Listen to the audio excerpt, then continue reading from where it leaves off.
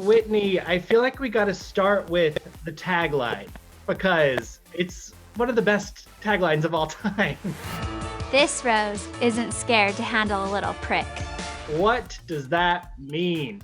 When you're a wild rose, you can stand even the most aggressive environmental behaviors and storms. So, is it your whole cast pricking you? Is it one person in particular? I have two people who just, whether you're seeing it or not, are relentless. Name names. Give me the names. Who are the two people we should be looking out for? We should be protecting you from.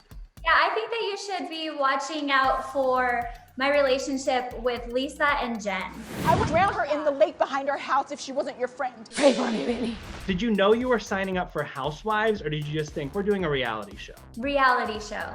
I knew the concept was to explore the new Utah. And then when Housewives becomes attached, what goes off in your brain? Hell yes.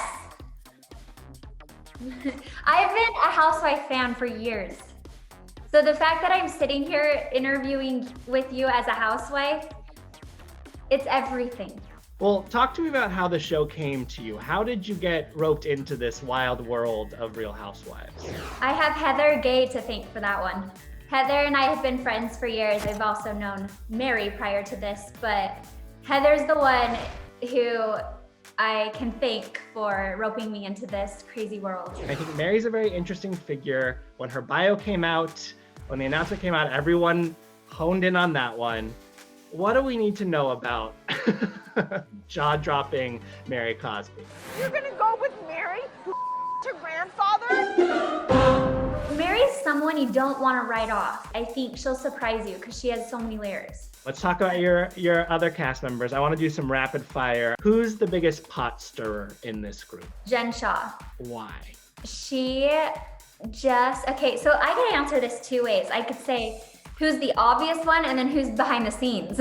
Behind the scenes, I would say Lisa Barlow, even though she's gonna deny it, because she loves to pull everyone off one-on-one and manage and be the boss of everything, I hold myself to a high standard. If you don't want the same standards, go away. And then Jen is just in your face pot stir because she cannot stand to not be the center of attention. Why would you even do that? I could have done it. Want that to happen. Oh my God, this girl, she hates my God. Jen's a big personality and I love attention. Obviously all six of us do. We're on a housewife show. But it's difficult for Jen when the spotlight moves to other people. Who is going to surprise us the most? I hope it's me. I hope I surprise everyone. Who surprised you the most of your co-stars? Meredith did. I didn't expect to build such a great connection with Meredith. She is someone who I really look up to, and she and I have this sister look out for each other. But I don't know if it takes a while to see that. And I don't know if that really happened after all of this or during or all of the above. Okay, so you'll learn by watching along with us. Yeah. All right. Did anyone disappoint you? Anyone that you were like, wow, I can't believe you took it to that place while we were making this show? Again, I have to say Jen Shaw. Yeah. Give me hints as to what the big drama of the season is going to be all about. What do we need to keep our eye on as things build up over the course of the season? It's a very good question. You need to keep your eye on Jen and Mary. And then I would just keep your eye on kind of what I said of the pot stirring. See if you can pick up the pieces of the not so obvious stuff that we all do. You are the youngin in the group. Yes. How does that work? Does everyone treat you like the little sister, the kid sister? Is that part of the dynamic we'll see? Yes. That's a very, very good way to explain that. I believe I'm 15 years younger than some of them. And I definitely get picked on like I'm the little sister. It is so hard to be a good Mormon. Religion and Mormonism, obviously going to be a big conversation around this show. What do you think the biggest misconception is about the Mormon church? But I think most people know Mormon through Sister Wives on TLC. Exactly. I think that people would be surprised to know that Mormons actually live fabulous lifestyles. Not everyone is cookie cutter from Big Love. even though I kind of am pulling in that vibe right now. You are ex-Mormon. You have been excommunicated from the church. Not officially, Okay. but I'm sure after the premiere I will be. What does an unofficial excommunication mean? An unofficial excommunication means that you leave by your own free will. So I just stopped going, I stopped practicing. I removed my Mormon garments that I was wearing, which is the underwear that you receive when you make a commitment in the Mormon church. So yes, I just decided on my own. I wasn't forced out, which is shocking. What do you think the church is really going to think about Real Housewives of Salt Lake City? Oh, okay, well, let me be very careful how I answer this. It's going to be seen in both ways. I think of disgust or maybe a dislike, but also if it's profitable, it might be a very good thing for Salt Lake City. We are very excited to travel to Salt Lake City, Utah for the Real Housewives of SLC. I mean, we're approaching the year of Bravo even announcing the show was happening, which you guys knew it was happening before then. So what's it been like this year of anticipation? Oh, so many feelings. Like, it's been so hard because you want to tell the world about it and you want to be like, I'm a housewife, and you can't. It was hard, but it has been an incredible journey. So exciting, so liberating. I'm just so glad it's here. Did you covertly reach out to any housewives in other cities or hear from other housewives to be like, okay, I need some advice, or what's this really like? Did you get any of that? Yeah, so Katie Maloney from Vanderpump Rules has been kind of my rock through this. She responds to me right away every time I message her. Anytime, there's as many highs, there's as many lows.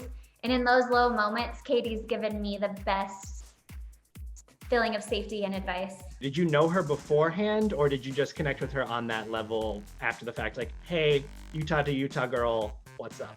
Yeah, so Lala and I have mutual connections.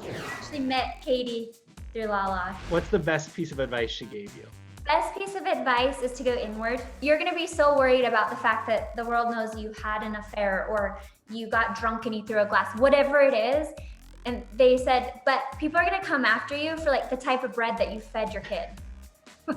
Yeah, it's gonna be stuff that you don't see coming. The premiere, we get to see your vow renewal and the story of this marriage that's lasted 10 years and is now an institution in and of itself, but started on some shaky ground in the fact that it was an affair on both sides.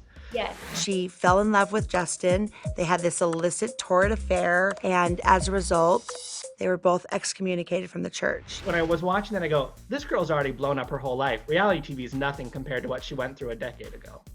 Exactly. You said it best. Bryce, there's one thing that I believe by, and that's own it. Yes, I've already blown up my life, like in a way that's unimaginable. I've lost family, friends. I've hurt tons of people. I've been judged. I made that choice. A lot of people do, but a lot of people don't own it. And owning it has helped me create a firm foundation and a stable life. But it was rocky for a while. It took Whit a while to figure out who Whit was after all of that. So who is Whit now? How do you describe yourself now? I think the best way to describe Whit is that I'm an experience and I'm experiencing it with you. Through it all, I'm the luckiest person alive to be married to Whitney Rose. All right, let's go.